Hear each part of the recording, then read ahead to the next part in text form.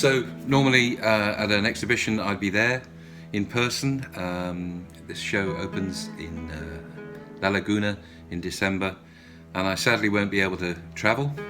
But the show is visible online, and I hope you enjoy it. And I've been sent some questions to answer. And obviously the first one is, this is a weird year, and how's it been?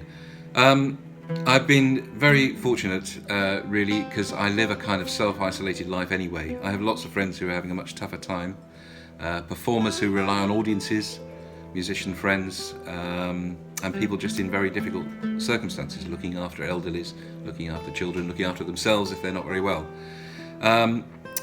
But I live in the middle of nowhere, so I'm still walking every morning. I have to walk from the house because we're locked down at the moment, and taking pictures of the voids.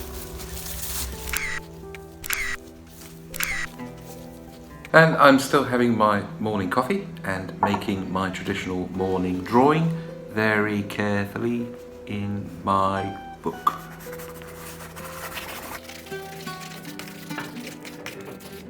That'll do.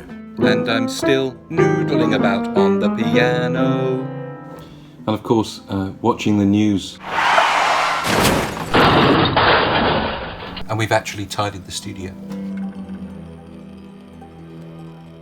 I think, like a lot of people, friends of mine, it's been a time to think and pause. The world is holding its breath. And so it's been a kind of reflective time, really. I happen to be working on a retrospective book, so I was looking back over my stuff anyway.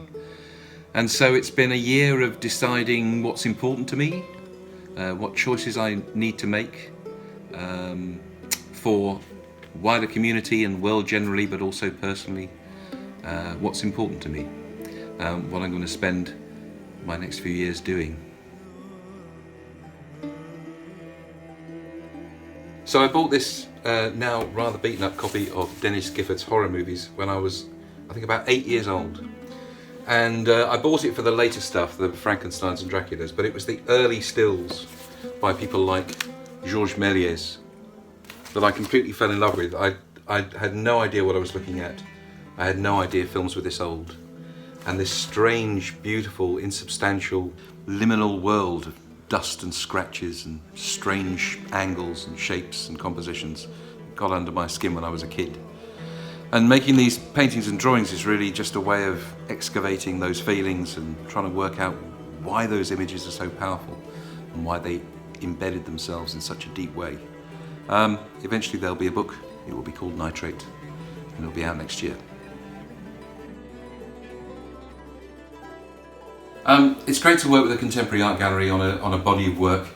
I usually work alone at home, but to have a deadline where it's got to be done, otherwise it's just blank walls.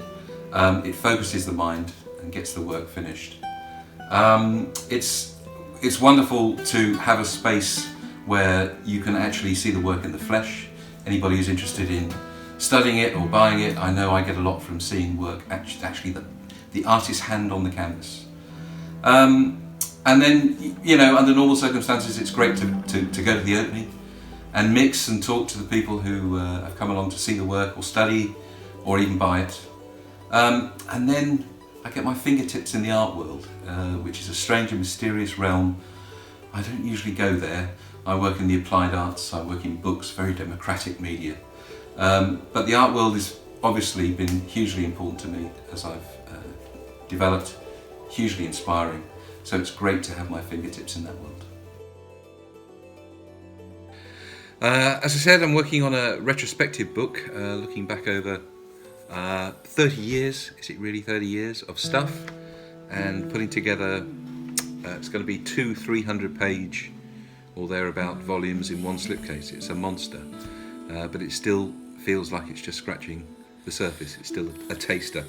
I'm finished up a graphic novel called Raptor, which is about grief and political corruption. That's what I felt like writing about. I'm doing a book with a wonderful artist called Jorge Gonzalez. It's called Your Move, and it's a conversational book. I do a drawing, pass it to him. He sends his response back, I send my response back. It's a little visual chess game.